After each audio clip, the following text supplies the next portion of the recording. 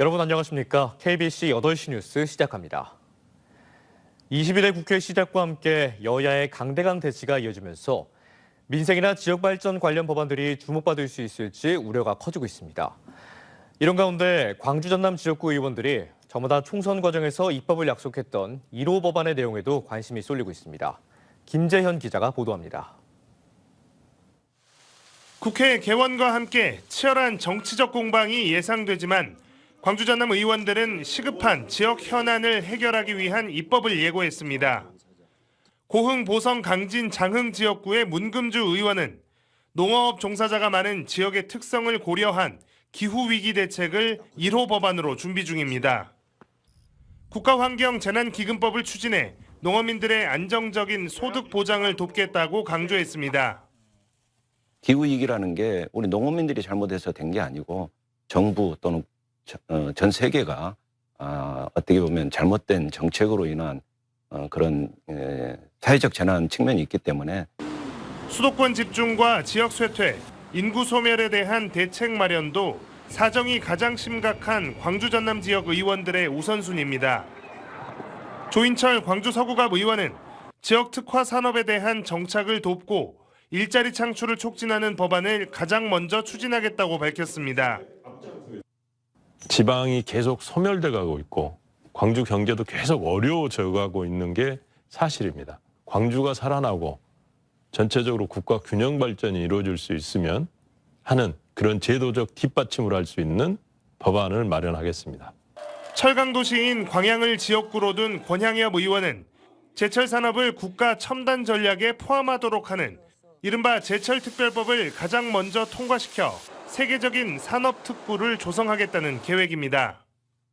산화수소철로 이렇게 전환시키고 탄소 중립을 갖다가 실현해 나가기 위해서는 기업만의 노력으로는 좀 어려움이 있습니다. 그래서 국가 차원에서 함께 관심 갖고 기술 개발이라든가 지원이 필요하다 이렇게 생각해서요.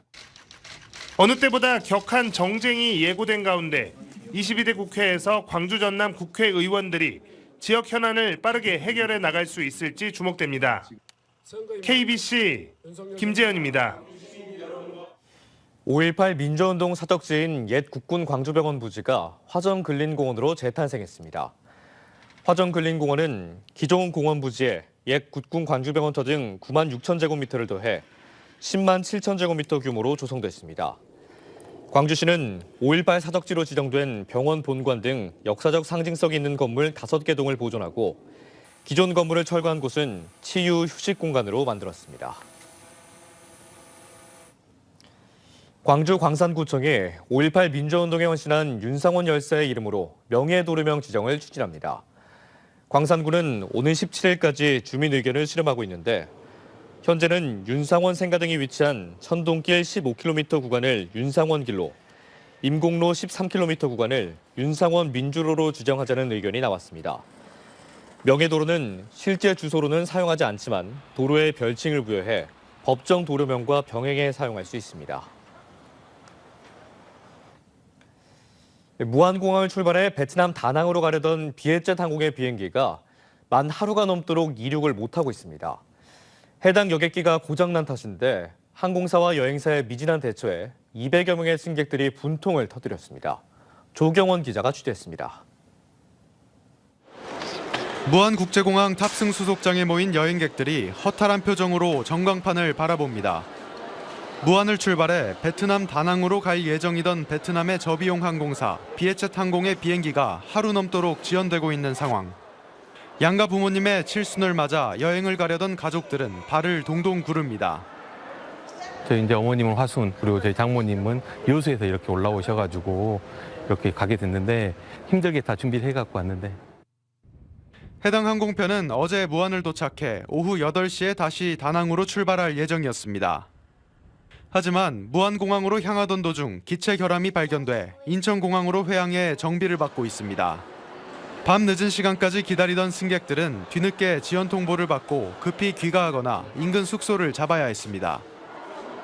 네, 사람들도 여기 이제 앉을 자리도 없어서 누워있던 애들도 있었고 저희도 이제 가까운 모텔을 잡아서 거기서 잡고요. 승객들은 오늘 오전 11시에 출발한다는 안내를 받았지만 이후 3차례 더 미뤄져 내일 새벽 3시쯤에나 출발할 수 있을 전망입니다. 이 과정에서 항공사와 일부 여행사의 미진한 대처도 논란이 되고 있습니다. 항공사는 구체적인 지연 사유를 밝히고 있지 않고 일부 여행사는 지연 사실조차 뒤늦게 알게 되면서 조치가 늦었다는 겁니다. 그쪽도 모르더라고요. 왜 오지 출발하지 않으셨어요? 그러더라고요. 비에젯 항공은 지난해 7월 대구, 12월에는 인천에서 결함으로 지연되거나 결항되면서 논란을 빚은 적이 있습니다.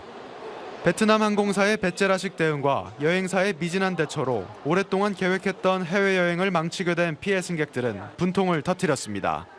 KBC 조경원입니다. 광주광역시가 정당 현수막 등에 대한 규제를 강화하기로 했습니다. 광주시는 이 같은 내용을 담은 5개 광고물 등의 관리와 5개 광고산업 진행에 관한 조례 일부 개정 조례안을 시의회에 제출했습니다. 개정안은 행정동별로 2개 이하 설치로 제한했고 교통안전을 위해 어린이 보호구역과 소방시설 5m 이내 등에 설치할 수 없도록 강화했습니다. 광주시의 이 같은 조례 개정은 상위법인 5개 광고물법이 지난해 12월 개정되면서 정당 현수막 제한 규정이 강화된 데에 따른 조치입니다.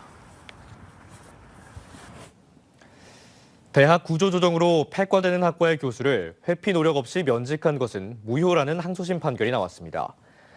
광주고등법원은 광주여대 전직 교수 A씨가 학교법인 송강학원을 상대로 제기한 직권면직 무효 확인 등 청구 항소심에서 원고의 손을 들어줬습니다. 재판부는 다른 학과로 재배치하는 방법 등으로 면직 처분을 하지 않을 가능성이 있었는데도 자의적으로 면직 처분이 이루어졌다고 판단했습니다.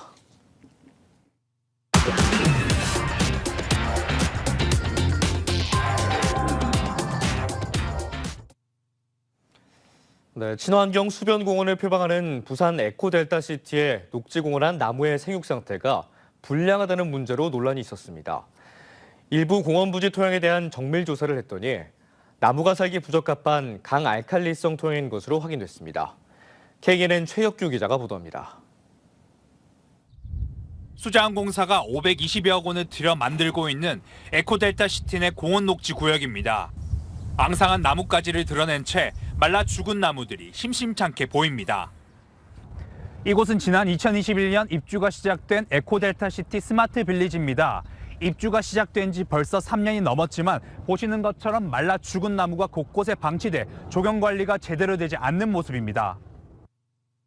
조경도 그렇고 주위 환경이 너무 삭막하고 상냥해서 저희들이 1년 됐는데 조경 문제가 좀 시급하긴 해요. 조금씩 좀 개선해 나갔으면 좋겠는데. 에코델타시티 일대 나무 생육 상태가 불량하다는 KNN 보도 이후 수자원공사는 한국임업진흥원에 토양 성분 검사를 의뢰했습니다. 1단계 부지 34곳을 조사해보니 26곳의 수소이온 농도가 8을 넘는 강알칼리성 토양이었습니다. 사실상 관목과 교목 모두 제대로 살 수 없는 환경입니다. 이 같은 불량토 문제는 에코델타시티만의 문제가 아닙니다. 북항 친수공원도 불량토 때문에 나무 생육에 문제가 많은 상태입니다. 모두 외부에서 흙을 가져와 부지를 만든 곳입니다.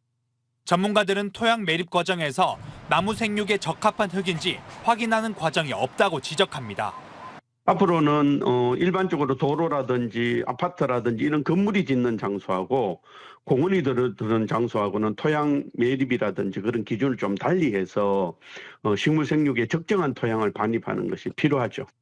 수자원공사는 다음 달 부산시와 합동 점검에 나선 뒤 구체적인 대책 마련에 나서겠다고 밝혔습니다.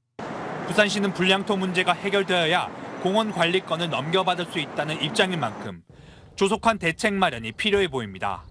KNN 최혁규입니다.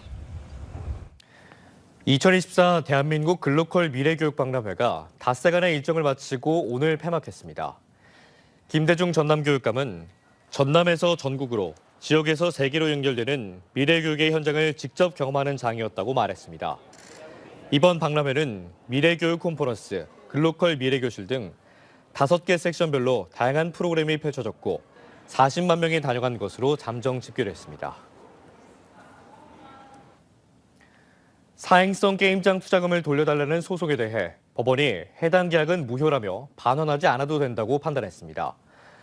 광주지법 윤봉학 판사는 A씨 등 2명이 사업자 B씨를 상대로 제기한 대여금 소송에서 원고의 청구를 기각했습니다.